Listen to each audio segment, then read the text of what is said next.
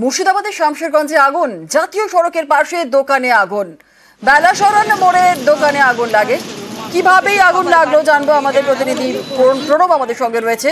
প্রণব, যে ছবি আমরা দেখছি শামশেরগঞ্জে, মুর্শিদাবাদের শামশেরগঞ্জে আগুন, কতগুলো দোকানে আগুন লেগেছে, কিভাবে আগুন লাগলো, কি পরিস্থিতি রয়েছে এখন?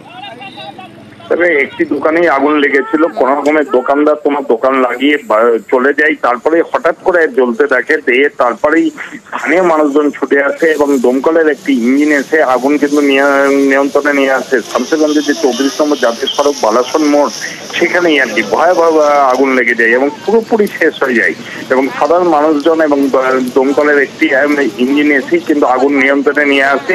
এবং এলাকার মানুষের অভিযোগ, কোন রকম ভাবে বিদ্যুতের শর্ট সার্কিট থেকেই আগুন লাগতে পারে।